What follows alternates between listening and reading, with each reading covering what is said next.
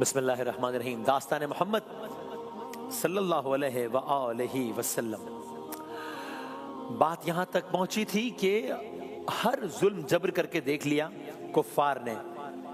دار ارقم کے واقعہ سن لیے، صفا پہاڑی کا واقعہ آپ نے سن لیا، پھر حضرت بلال کے ساتھ جو کچھ ہوا آپ نے سن لیا، پھر ہجرت حبشہ کا واقعہ آپ نے کل سن لیا، اور کل ہم نے یہاں ختم کیا کہ اب اور آگے بڑھیں گے یہ کفار، اور ہم نے سوال چھوڑا کہ اب کیا کر لیں گے؟ سب تو کر لیا، طنز، تانے، پتھر، کاٹے، تشدد، شہادتیں، اور ہجرت کی تو وہاں بھی آ گئے، تو وہ حبشہ میں بھی رسوا ہوئے، اب کیا کر لیں گے یہ؟ تو ہم نے کل بات یہاں پر چھوڑی تھی کہ اب یہ کچھ ایسا کریں گے کہ اب یہ سانسوں کو محدود کرنے کی کوشش کریں گے، ایک عجب کام کریں گے۔ وہ کام کیا تھا اور اس کا انجام کیا ہوا، آج عرض کرتے ہیں۔ ایک دن مکے کے سردار جمع ہوئے، باتیں ہوئی، مشورے ہوئے، پلاننگ یہی ہوئی کہ بھائی کس طرح یہ سلسلہ پھیلتا جا رہا ہے اسلام، ہم پیدر پہ ہم کوششیں کر رہے ہیں، کچھ کامیابی نہیں ہو پا رہی، کیا کریں؟ مشاورت کے بعد ایک فیصلہ ہوا، عجیب فیصلہ ہوا، سنگ دل فیصلہ ہوا، بلکہ ایک معاہدہ ہوا، یعنی کہ ایک سٹیپ آگے بڑھے۔ they meant business, they were serious about it۔ ایسا نہیں ہے کہ بس طے کر رہے بات ختم ہو گئی، نہیں، باقاعدہ لکھی بات وقت جاتی ہے نا کہ بھائی اب سب بیٹھے ہیں، دیکھو اب اس کو لکھ رہے ہیں ہم، تاکہ پھر کوئی مکرے گا نہیں کل کو، یہ ہونا ہے کام، زبانی جمع خرچ نہیں ہے۔ معاہدہ ہوا، ایسا معاہدہ جو تاریخ میں ظلم کی مثال بن گیا، آج بھی ہے۔ طے کیا ہوا؟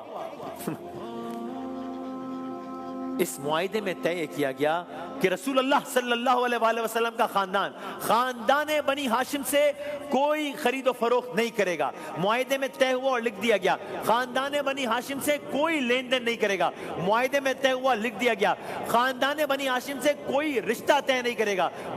معاہدے میں طے ہوا اور لکھ دیا گیا خاندان بنی ہاشم سے کوئی ملاقات نہیں کرے گا۔ معاہدے میں طے ہوا، لکھ دیا گیا خاندان بنی ہاشم سے، رسول اللہ کے خاندان سے کوئی کسی قسم کی مدد نہیں پہنچنے دے گا، یعنی مکمل بائیکاٹ۔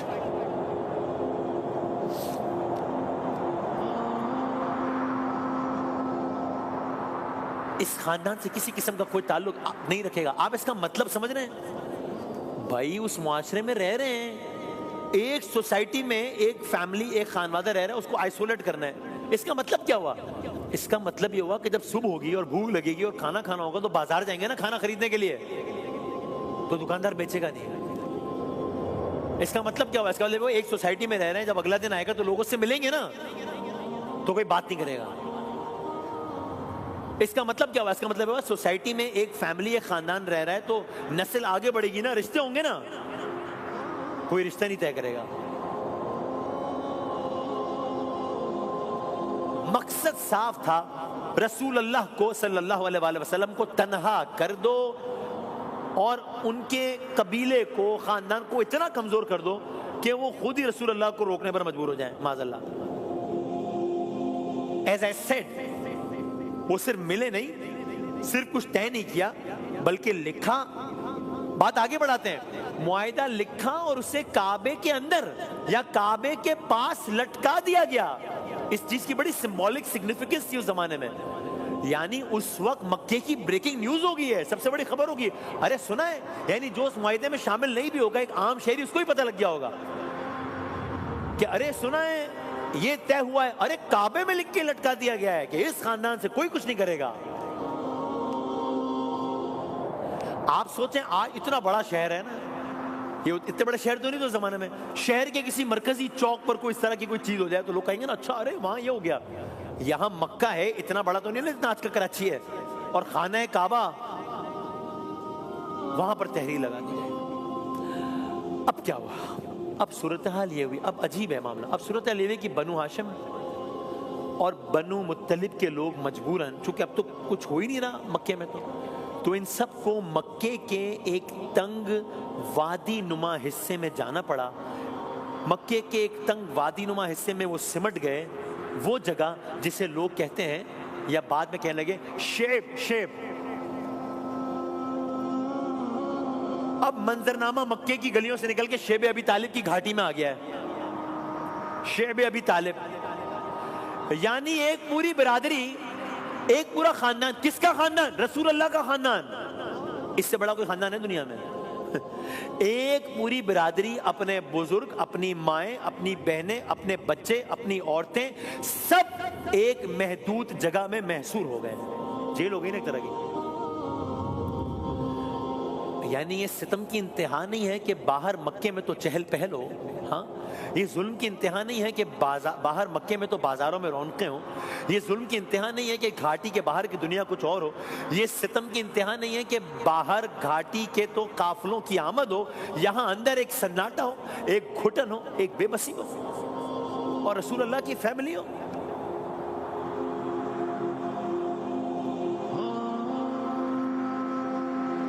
بازار لگتا ہے تو بنی ہاشم کے لوگ خریداری کے لیے آتے ہیں، لیکن تاجروں کو پہلے ہی حکم دیا جا چکا ہے انہیں کوئی کچھ نہیں بیچے گا.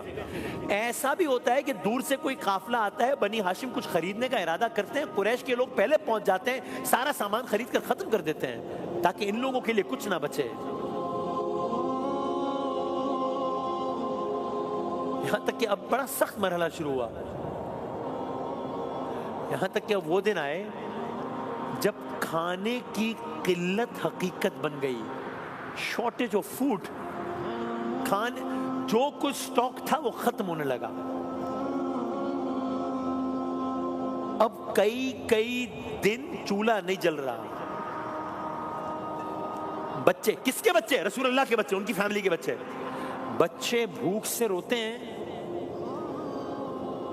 بچے پیاس سے بلکتے ہیں، اور ماں سینے سے لگا کے کہتی ہے صبر کرو اللہ دیکھ رہا ہے. ماں کی آنکھیں بھی لیکن بھیگ جاتی ہوں گی نا، کیونکہ وہ ماں ہے، دل ہے، پتھر تو نہیں ہے.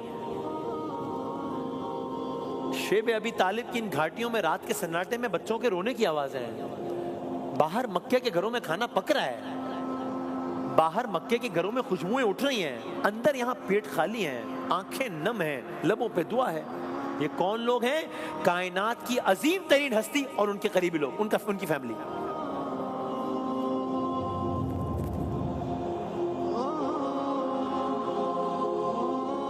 میں آپ سے کیسے عرض کروں کہ میں نے علماء سے سنا کہ شدت اتنی بڑھ گئی، میں نے کتابوں میں پڑھا کہ شدت اتنی بڑھ گئی کہ یہ نوبت بھی آئی کہ لوگ درختوں کے پتے تک بھی چبا لیتے ہیں رسول اللہ کی.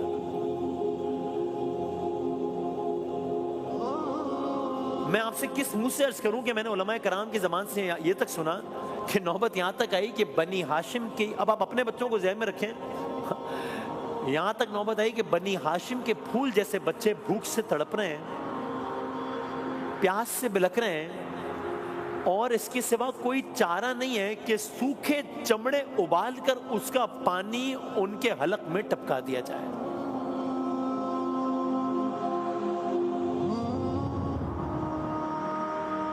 بوڑھے کمزور ہونے لگے ہیں، بچے دبلا پن اڑنے لگے ہیں، عورتوں کی آنکھوں میں تھکن آ گئی ہے جو زبان سے اور رسول اللہ دیکھ رہے ہیں، سب رسول اللہ سب دیکھ رہے ہیں اپنی آنکھوں سے. وہ ہستی جو کائنات میں خداوند تعالیٰ کے بعد سب سے بڑا ہے، وہ اپنے گھر والوں کے ساتھ سب ہوتا دیکھ رہا ہے. کچھ ایسے گنے چنے رحم دل لوگ تھے جو معاشرے سے چھپ کر کبھی کبھار کچھ نہ کچھ کھانے پینے کی چیزیں دے جاتے تھے. اسی اسنا میں دن گزرتے گئے، 10 دن نہیں 20 دن نو، 100 دن نو، 500 دن نہیں، 1000 دن، 3 سال اس عالم میں گزارے رسول اللہ نے اپنی فیملی کے ساتھ. یہ محاصرہ 3 سال تک چلتا رہا. 3 سال یہ 3 دن نہیں ہوتے. 3 سال میں بچے بڑے ہو جاتے ہیں، چہرے بدل جاتے ہیں، جسم سوکھ جاتے ہیں، اور دلوں میں ایک لمحہ صدی بن جاتے ہیں جب ایسے عالم میں گزر رہا ہو.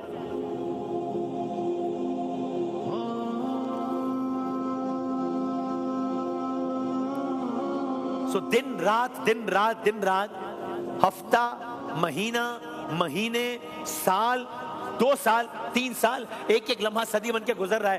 رسول اللہ صلی اللہ کائنات کے سب سے پاک خانوادے پر، ان ہستیوں پر کہ جن کا نام لیتے ہوئے ہماری نظریں جھک جائیں، اس ہستی پر کہ جن کا نام لینا ہے تو ساتھ میں درود پڑھنی ہے ہمیں، اور اللہ کی خاطر وہ سب. یہ دن چلتے جا رہے ہیں چلتے جا رہے ہیں چلتے جا رہے ہیں، یہاں تک کہ ایک دن اللہ تعالیٰ کی طرف سے ایک ایسا سبب بنا جس نے اس ظالمانہ معاہدے کانٹریکٹ کی روٹس کو ہلا دیا۔ کیا ہوا؟ اب سنیے، روایات کے مطابق رسول اللہ صلی اللہ علیہ وآلہ وسلم نے ایک روز شیب ابی طالب میں حضرت ابو طالب کو، حضرت ابو طالب کے کیا کہنے، رسول اللہ پر اٹیک کا خطرہ ہے، آپ ان کو پروٹیکٹ کر رہے ہیں۔ حضرت ابو طالب کو شیب ابی طالب میں رسول اللہ صلی اللہ علیہ وسلم نے بتایا کعبے میں لٹکا ہوا وہ معاہدہ، اسے دیمک نے یا کہہ لیجئے کیڑے نے کھا لیا ہے۔ اس معاہدے میں لفظ اللہ بھی لکھا تھا، صرف اللہ کا نام یا وہ حصہ باقی رہ گیا ہے جس میں اللہ کا ذکر ہے، باقی یہ معاہدہ ختم ہو گیا ہے۔ یا رسول اللہ صلی اللہ علیہ وآلہ وسلم،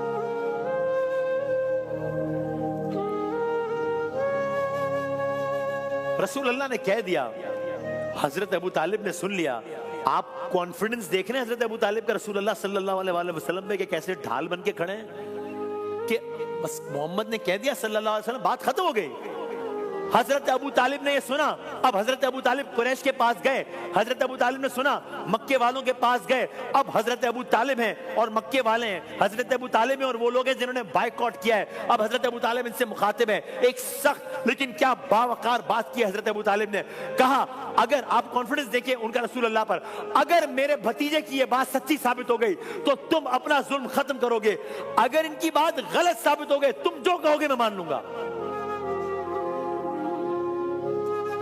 قریش چیلنج پر تیار، سب نظریں خانہ کعبہ پر، اب قدم بڑھ رہے خانہ کعبہ کی جانب، چونکہ اس کعبے کی تحریر پر جو ہوگا اس سے مستقبل کا تعین ہوگا کہ کیا ہونا ہے کیا نہیں ہونا، شیب ابی طالب کے دن جاری رہنے ہیں یا نہیں رہنے۔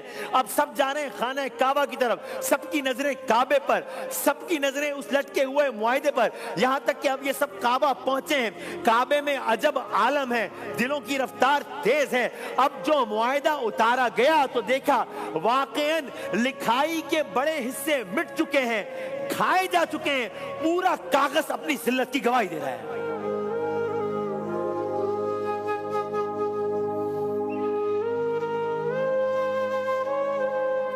فداک ابی و امی یا رسول اللہ صلی اللہ علیہ وسلم۔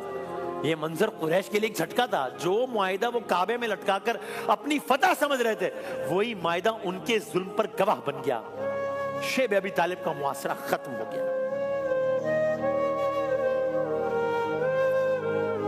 آزمائشیں ختم ہو گئی۔ نہیں، یہ میں نے غلط کہا، یہ والی آزمائش ختم ہو گئی، آزمائشیں ختم نہیں ہوئی۔ ابھی رسول اللہ کی زندگی میں ایک ایسا وقت آنا ہے جس نے آپ کے دل کو بہت گہرا غم دیا ہے۔ اب کیا ہوگا اس سے زیادہ؟